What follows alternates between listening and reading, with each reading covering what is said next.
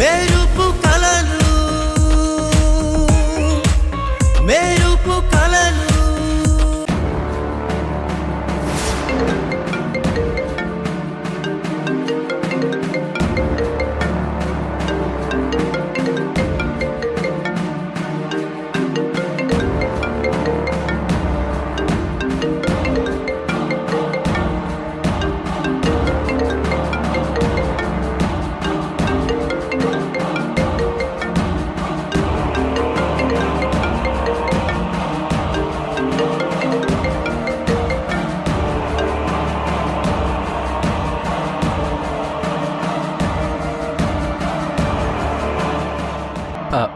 నమస్తే మేడం.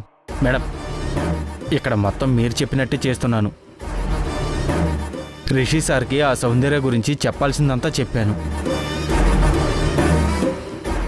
దాంతో సార్ ఆ సౌందర్య అంత చూస్తాను, జైలుకి పంపించేంతవరకు వదిలిపెట్టను అంటూ వెళ్ళిపోయాడు మేడం. నాకు తెలిసి పోలీస్ స్టేషన్కి వెళ్ళి ఉంటాడు. సార్ రాగానే ఏం జరిగిందో కనుక్కొని అప్డేట్ ఇస్తాను మేడం.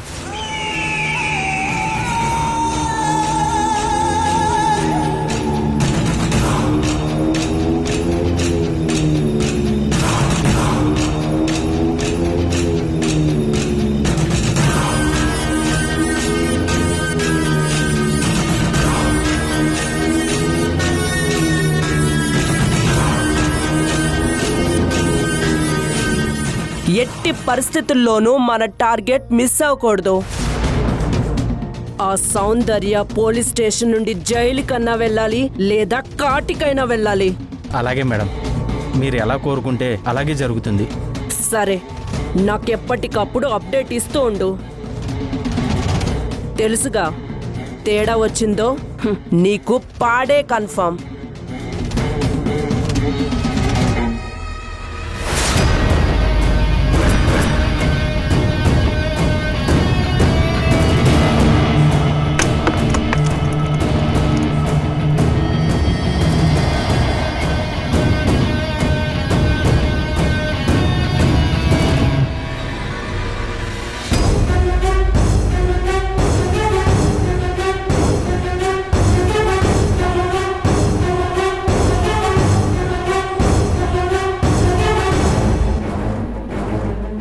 ఏం చేశావు?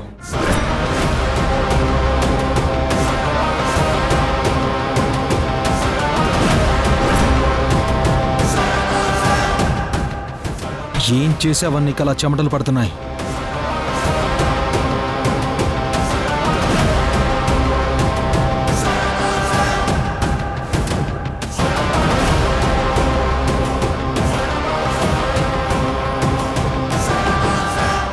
ఎవరు ఫోన్లో?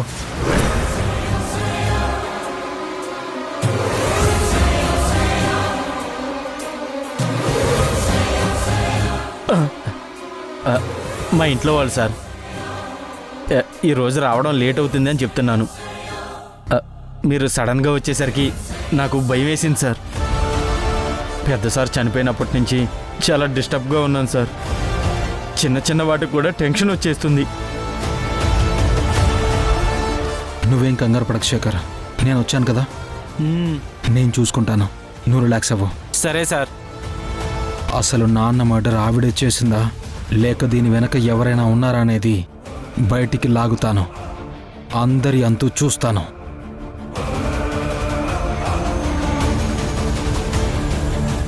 ఇప్పుడు నేను పోలీస్ స్టేషన్కి వెళ్తున్నాను, వచ్చాక మాట్లాడుకుందాం.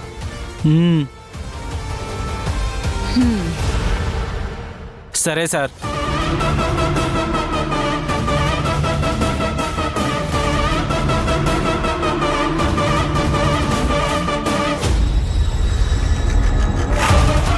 ఇదేదో చుట్టూ తిరిగి నా మెడకే చుట్టుకునేలా ఉంది.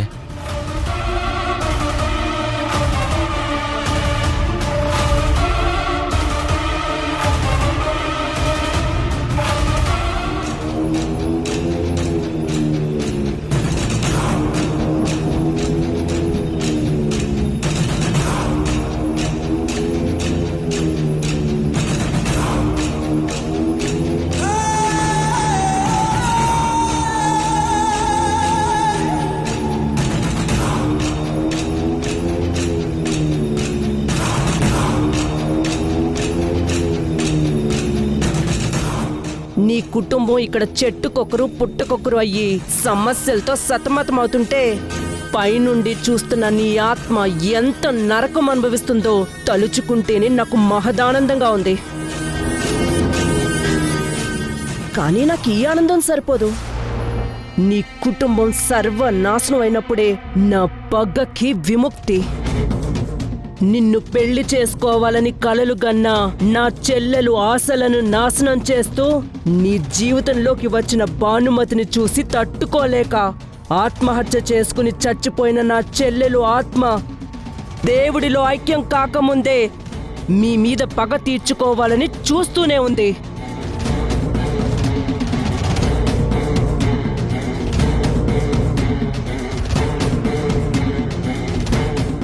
నిన్ను అక్రమ కేసుల్లో ఇరికించి ఆ మినిస్టర్తో చేతులు కలిపి అతని కొడుకుకు నీ పెద్ద కూతుర్ని చూపించి రెచ్చగొట్టి నిన్ను చంపేలా ప్లాన్ చేశాను.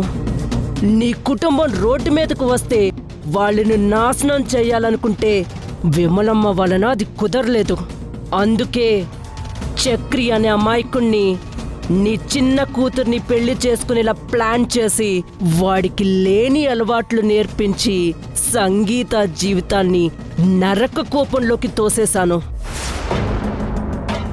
అయినా నా పగ చల్లారలేదు. అందుకే ఇప్పుడు నీ పెద్ద కూతురు జీవితాన్ని నాశనం చెయ్యాలని కంకణం కట్టుకున్నా.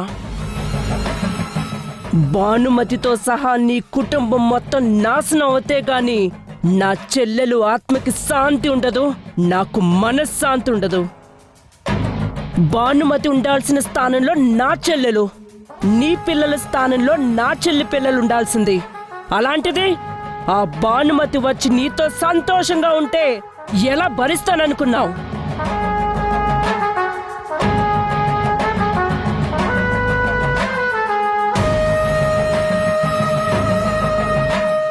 అనుక్షణం నీ పతనం కోరుకున్నాను. దానికోసమే బతుకుతున్నాను. తొందరలోనే నీ కుటుంబం మొత్తాన్ని నీ దగ్గరికి చేరుస్తాను. అక్కడ మీరు ఆనందంగా ఉండాలనుకుంటున్నారేమో, కానీ అక్కడ నా చెల్లెలు మీకోసం ఎదురు చూస్తుంది.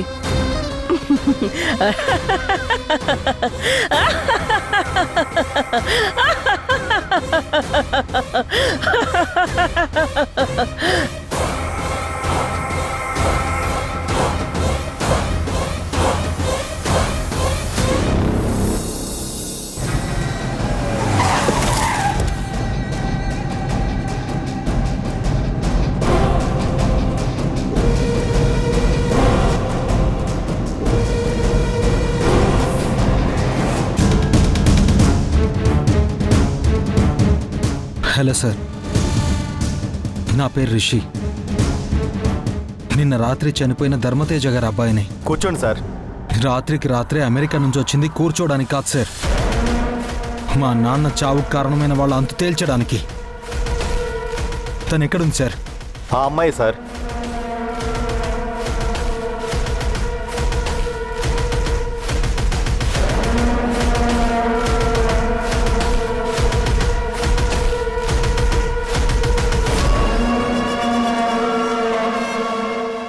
Excuse me.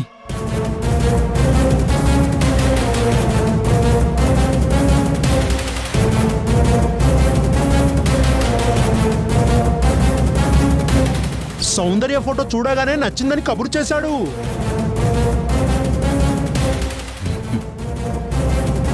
Excuse me.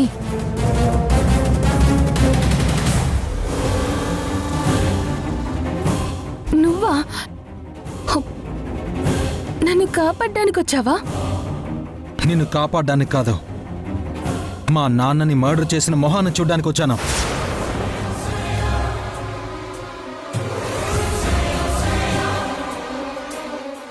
అంటే నువ్వు... ఇంకా అర్థం కాలేదా? నేను ధర్మతేజ గారి పెద్ద అబ్బాయి రిషిని.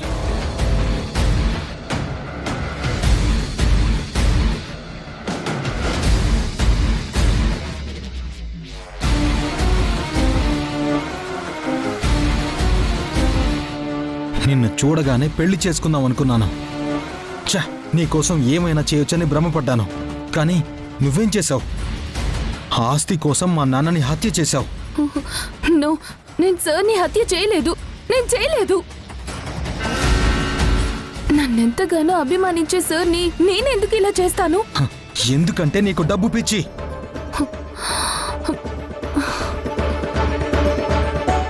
ఆ పిచ్చితో నువ్వు ఏమైనా చేస్తావు. చివరికి మా నాన్నగారిని కూడా.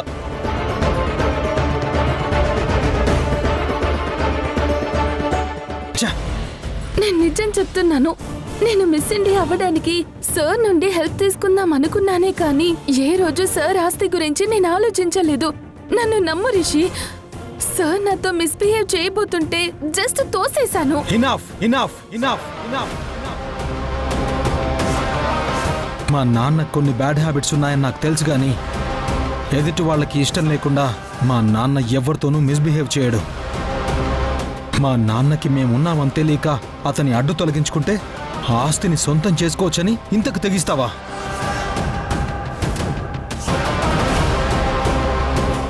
బయటికి కనిపించే నీ అందం వెనుక ఇంత క్రుయాలిటీ ఉందా? నేను నమ్మలేకపోతున్నాను. నేను నిన్ను పెళ్లి చేసుకుందాం అనుకున్నాను. ఛా! నా జడ్జిమెంట్ ఎంత రాంగ్ అనేది నాకు ఇప్పుడు అర్థమవుతుంది.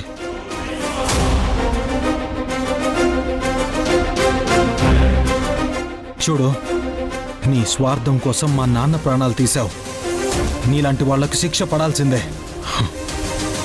నేను నిన్ను వదిలిపెట్టను. రిషి రిషి రిషి నన్ను నమ్ము రిషి. రిషి రిషి నన్ను నమ్ము.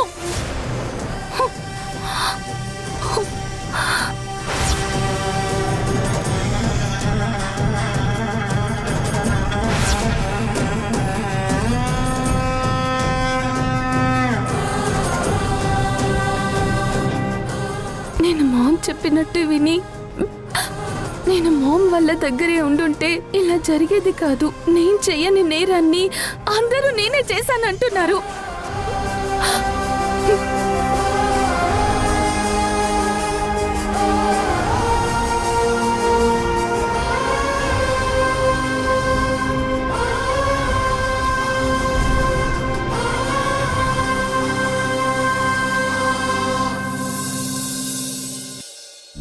తందరిరారిరా తరిరారిరా తందరిరారిరా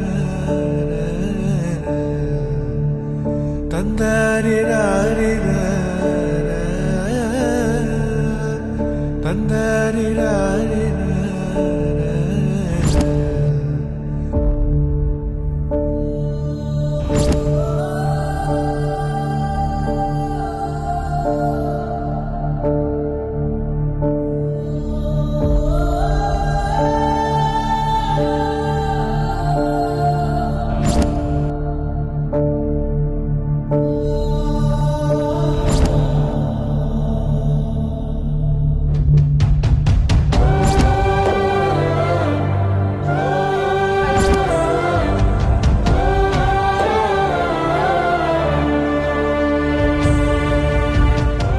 నిజంగానే నాకు హెల్ప్ చేసి నన్ను బయటికి తీసుకొస్తావు కదా? ఆయన నా పక్కన లేకపోతే ఇన్ని జరిగాయి. ముగ్గురు అమ్మాయిల జీవితాలు 3 ముక్కలయ్యే. కష్టాలొస్తే ఎదిరించి పోరాడమే తెలిసిన నాకు మొదటిసారి ఓడిపోతానని భయం వేస్తుంది.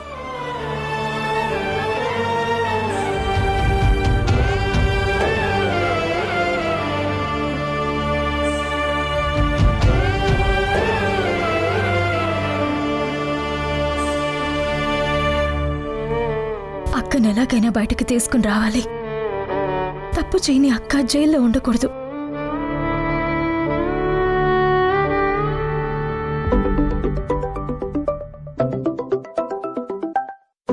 అత్తయ్య, హలో. ఎలా ఉన్నావమ్మా?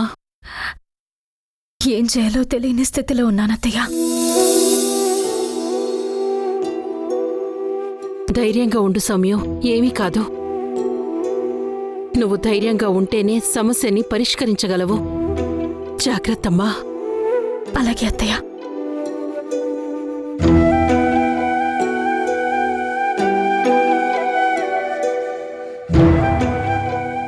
పాపంరా సౌమ్యం, ఒంటరిగా పోరాడుతుంది. నువ్వు ఎట్టి పరిస్థితుల్లోనూ సమయ చెయ్యి వదలకు. నువ్వు అండగా ఉంటే తను కూడా ఏమైనా చేయగలదు. నేను చూసుకుంటానమ్మా. రేపే లాయర్తో మాట్లాడతాను.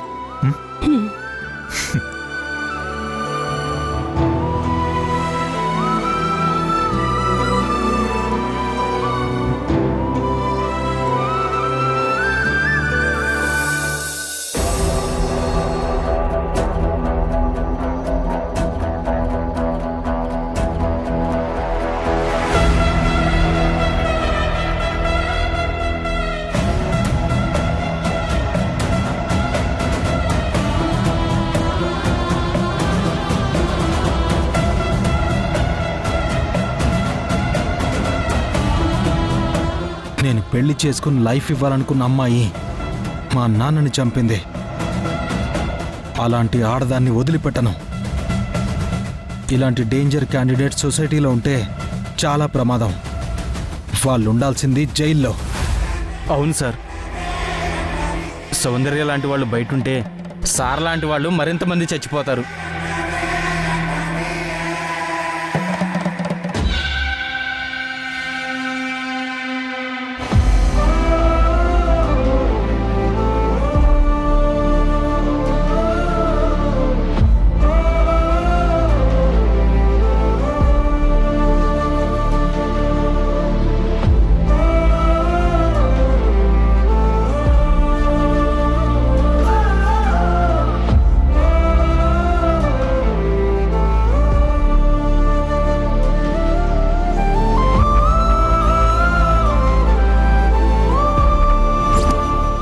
బేబీ, నేను నీకు మళ్ళీ మళ్ళీ చెప్తున్నాను, నువ్వు కూడా ఇక్కడికి వచ్చే మనందరికీ గౌరవంగా ఉంటుంది.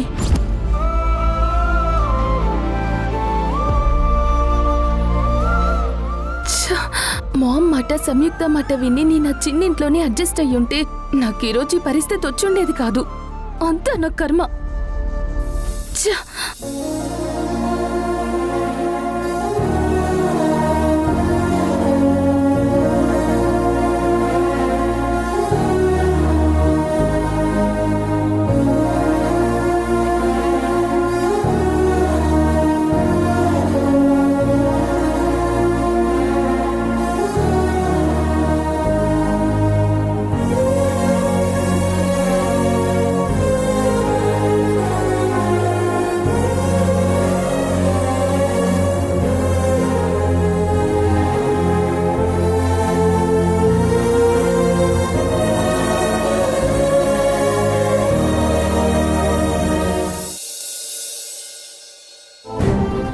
అలాగేనండి, 1 గంటలో వచ్చి కలుస్తాను.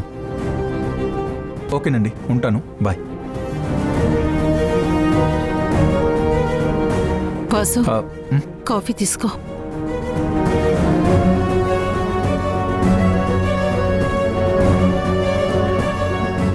వాసు, నిన్న జరిగింది మనసులో పెట్టుకుని సమ్యు వాళ్లను పట్టించుకోవడం మానేకురా.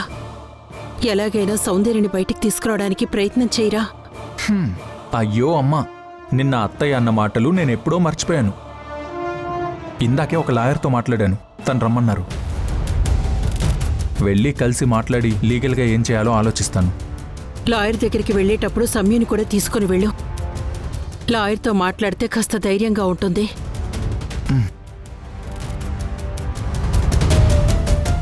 అమ్మా, నేను ఇప్పుడే సీనుకు కాల్ చేసి ఈ విషయం నీ కోడలికి చెప్పమని చెప్తాను.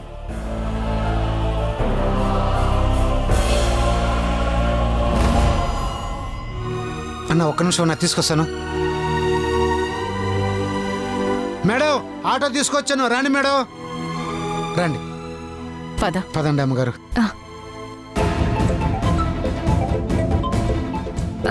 ఎవరి ఫోను? ఎవరు లేరు మేడం.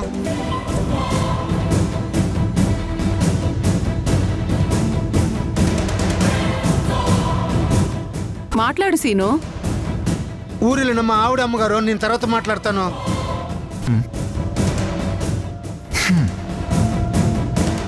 ఏమైంది వాసు? ఫోన్ తీయట్లేదమ్మా సీను. ఏం అర్జెంట్ ఉందో మాట్లాడు. అలాగే మేడం. హలో, ఫోన్ చేస్తుంటే ఫోన్ తీయవేంటి? ఎక్కడున్నావు? నేను చెప్పేది విను. మీ మేడంకి వాసు సార్ ఒక మంచి లాయర్తో మాట్లాడాడంట. మిమ్మల్ని కాసేపట్లో కలిసి మిమ్మల్ని తీసుకెళ్తానన్నారని చెప్పి తనని బస్టాప్లో ఉండమని చెప్పు. నేను ఒక 10 మినిట్స్లో బయలుదేరుతాను. అంటే వసంత, అది నేను బయటికి వెళ్తున్నాను వసంత. ఆ? వసంత్? ఏం మాట్లాడుతున్నావు సీను? ఈ వసంత్ ఎవరు? అర్థమైంది వసంత, నువ్వు నన్ను అర్థం చేసుకోవట్లేదు. ఇప్పుడు నేను సమిత్య మేడం అమ్మగారు ముగ్గురం కలిసి పోలీస్ స్టేషన్కి సౌందర్య మేడం దగ్గరికి వెళ్తున్నాము.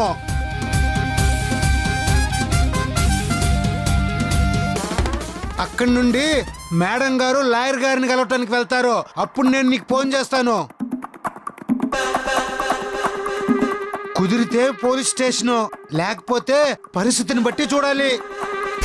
సరే సరే, అర్థమైంది. నేను కూడా పోలీస్ స్టేషన్కి వస్తున్నాను. సరే సరే. ఏంటి శ్రేణు, ఏముంటుంది మీ ఆవిడ? మా ఆవిడ మేడం అది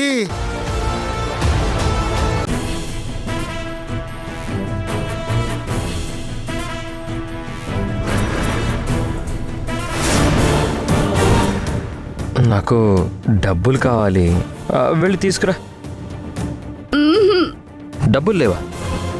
నువ్వు నాకు డబ్బులు ఇవ్వకపోతే నాకు కోపం వస్తుంది. నువ్వు ఇక్కడుంటే నాకు ఎలాంటి ఉపయోగం లేదు. నువ్వు మన ఇంటి దగ్గరే ఉండు కానీ పద. రా రా రా, నేను ఎలా తీసుకెళ్తానో చూడు. రా.